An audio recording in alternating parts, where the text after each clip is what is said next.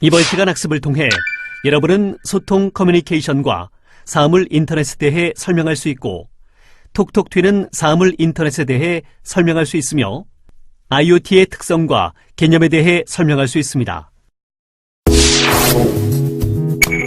소통, 커뮤니케이션과 사물 인터넷. 대화는 말하기와 듣기로 이루어집니다. 한 사람이 말하면 다른 이는 듣죠. 또 듣고 있던 사람이 말하기 시작하면 말하던 사람은 멈추고 듣습니다. 서로 말을 주고받으면 대화가 성립되는 것 같지만 내가 생각하고 의도한 것과 실제로 말하는 것이 다를 수 있고 내가 듣고 있는 것과 실제로 받아들이고 이해한 것도 별개일 수 있습니다. 그래서 우리는 대화와 커뮤니케이션, 즉 대화와 소통을 다른 맥락으로 구분하는 것 같습니다. 단순히 듣고 말하는 현상인 대화와 달리 소통은 제대로 표현하고 제대로 이해한다는 것을 모두 포함한다 하겠습니다. 커뮤니케이션은 말하기로부터 시작합니다. 경청의 자세는 물론 중요하지만 모두가 들으려고만 한다면 어색한 침묵만 흐르겠죠. 일단 말을 시작해야 들을 수 있고 정확히 표현해야 경청도 하지 않겠습니까? 말하기를 베르나르 베르베르의 관점으로 보면 자기 생각을 잘 표현하기를 할 수 있겠네요. 그만큼 자기 표현과 자아 표현은 모든 커뮤니케이션과 소통의 기본이자 출발점입니다. 이런 경우가 가끔 있을 겁니다. 도대체 무슨 생각을 하는지 표현하지도 않고 설령 표현한다 해도 당최 무슨 말인지 무슨 생각으로 그런 말을 하는지 이해할 수 없는 상대를 만나면 정말 속이 터집니다. 그나마 사람이라면 어찌어찌 해보겠으나 말 못하는 동물이라면 어떨까요? 손짓과 발짓에 눈빛도 동원하고 알아듣건 못 알아듣건 말해보다가 급기야 동물 소리를 흉내내기까지 합니다. 말 못하는 동물과의 소통이라니 그저 인간의 희망사항일 뿐이겠죠. 어느 TV 프로그램에서 이런 장면을 보았습니다. 퇴직 후 집에서 시간을 보내는 남편이 어색함을 이기지 못하고 발치에 엎드린 강아지에게 애써 말을 걸어봅니다. 영문도 모르는 강아지는 마냥 좋아 꼬리를 흔들고 남편은 한박웃음을 지어 보입니다. 그때 화면에 잡힌 건 그런 남편을 불쌍하게 바라보는 아내의 얼굴입니다. 허탈한 웃음 뒤에 한숨이 따라 나와 TV를 껐습니다. 말할 상대, 그나마 나에게 관심을 갖고 근처를 어슬렁거려주는 고마운 상대가 동물이라니 냉정히 보면 그들과의 살가운 소통은 가능하지 않은데 말이죠. 그런데 이런 일들이 발생하면 어떨까요? 야옹이가 말합니다. 배고프다고. 물론 스마트폰으로 당신의 야옹이 배고파요 라는 문자가 온 거죠. 야옹이의 밥그릇이 비었고 빈 그릇을 10번도 넘게 핥아대니 신호가 온 것입니다. 이것도 한번 볼까요? 간만에 큰맘 먹고 멍멍이에게 산책 가자고 해봅니다. 목줄을 맬 때부터 눈치를 채고 펄쩍펄쩍 뛰었을 녀석이 오늘은 시큰둥하네요. 멍멍이가 보낸 톡에는 오늘 피곤해요 라고 적혀 있습니다. 이 녀석의 활동량과 운동 강도가 평소 수준을 훨씬 초과한 데다 수면마저 부족한 것으로 측정되었기 때문입니다. 무슨 소설을 쓰냐고요? 아닙니다. 현존하는 기술로 모두 가능한 현실입니다. 조만간 우리의 일상이 될 풍경입니다. 식물과 동물, 물건들이 말을 걸게 됩니다. 말 못하는 것, 말 없는 것 할 것 없이 만물이 모두 자기를 표현합니다. 사물 인터넷이 우리에게 성큼 다가왔기 때문입니다. 사물 인터넷은 사물에 부착된 센서나 칩으로 사물끼리 인터넷망을 통해 실시간으로 정보를 주고받는 기술적 환경을 통칭합니다. 사물 인터넷은 사물에 의한, 사물을 위한 인터넷입니다. 단순히 사물을 연결한 것으로 끝이 아닌 사물 각자가 말하려고 합니다. 사람에게도 말하고 다른 사물에게도 말합니다. 물론 듣기 위한 준비도 합니다. 거기서 더 나아갑니다. 말하고 듣기만 하는 것이 아니라 필요할 때는 알아서 스스로 일처리도 합니다. 인간의 개입이 없이도 말이죠. 사물 인터넷이란 용어는 1999년 MIT의 연구원이었던 케빈 애쉬톤이 처음으로 주창했습니다. 사실 사물 인터넷은 그 자체가 신기술이라기보다 하나의 개념으로 보는 것이 맞습니다. 인터넷은 수많은 컴퓨터를 연결하지만 정작 소통을 하는 주체는 사람들이죠. 사람 사이의 커뮤니케이션에 활용된 것입니다. 이를 넘어서 대화와 소통의 주체가 사람이 아니라 사물이 되면 어떨까?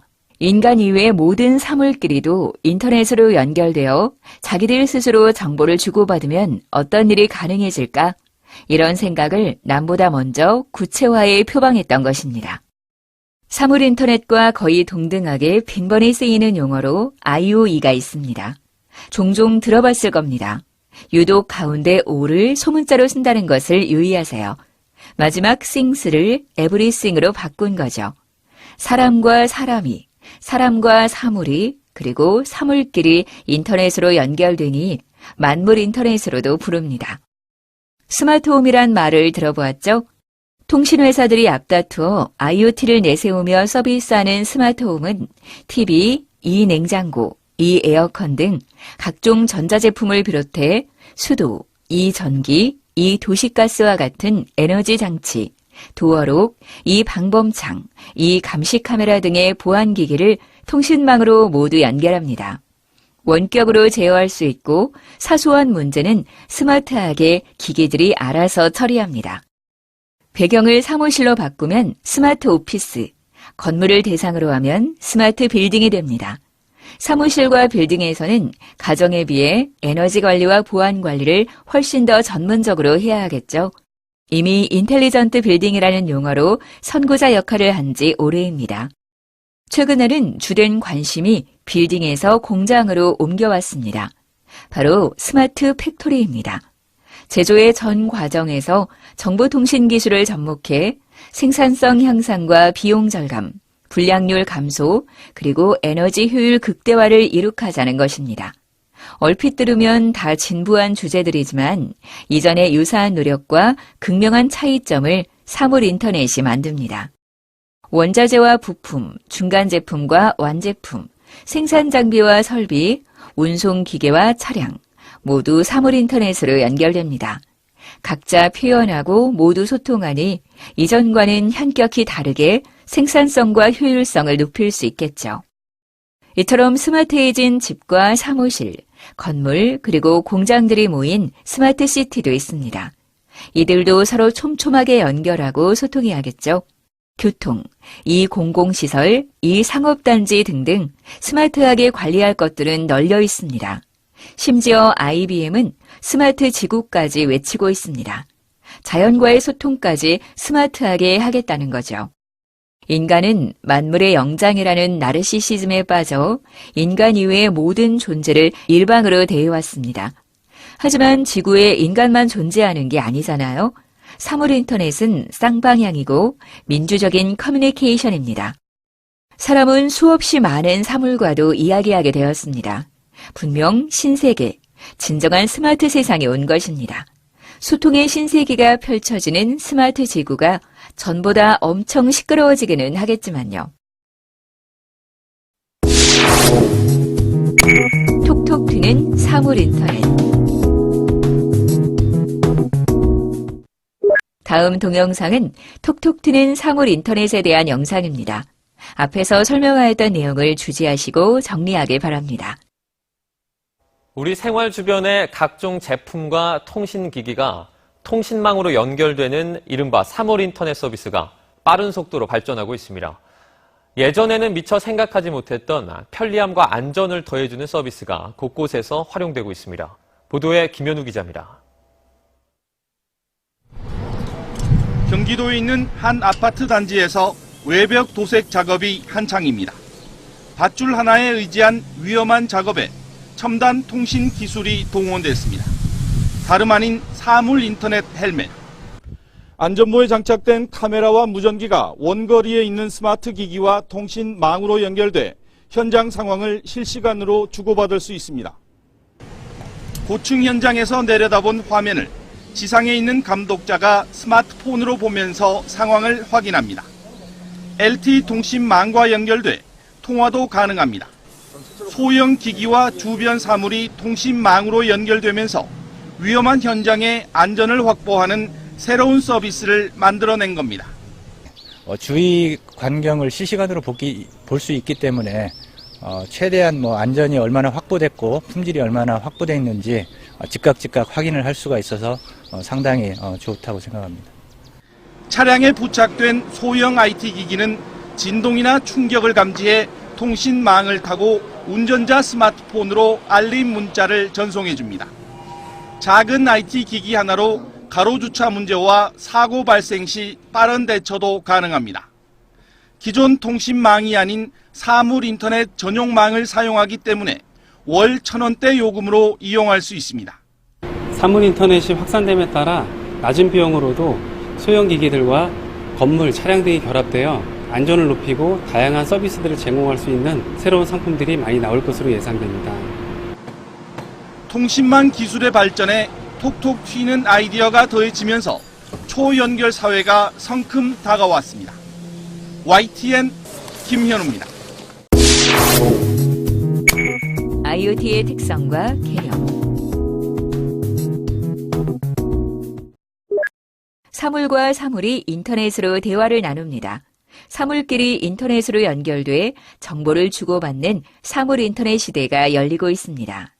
상상해 봅시다. 출근 전 교통사고로 출근길 도로가 심하게 막힌다는 뉴스가 떴습니다. 소식을 접한 스마트폰이 알아서 알람을 평소보다 30분 더 일찍 울립니다. 스마트폰 주인을 깨우기 위해 집안 전등이 일제히 켜지고 커피포트가 때맞춰 물을 끓입니다. 식사를 마친 스마트폰 주인이 집을 나서며 문을 잠그자 집안의 모든 전기기기가 스스로 꺼집니다. 물론 가스도 안전하게 차단됩니다. 공상과학 영화에서나 보던 일이 현실에서도 곧 이루어질 전망입니다. 앞으로 주변에서 흔히 보고 쓰는 사물 대부분이 인터넷으로 연결돼 서로 정보를 주고받게 됩니다. 사물 인터넷 시대가 열리는 것입니다.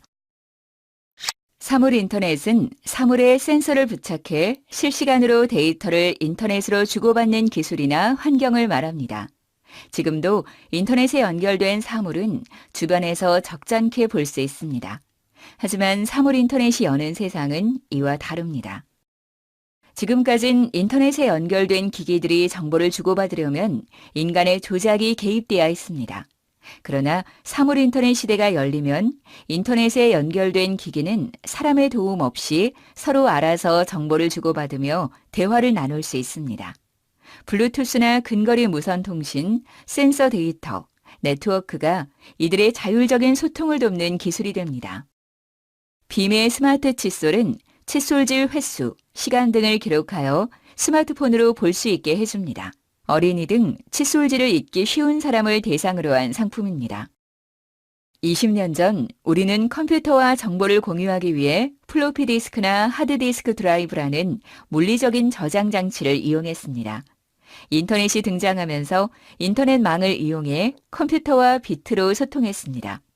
사물 인터넷도 그 연장선에 서 있습니다. 인터넷 발전 과정에서 등장한 또 다른 소통 방식이기 때문입니다. 2013년 컴퓨터는 네트워크를 이용해 원격으로 다른 컴퓨터와 정보를 주고받습니다.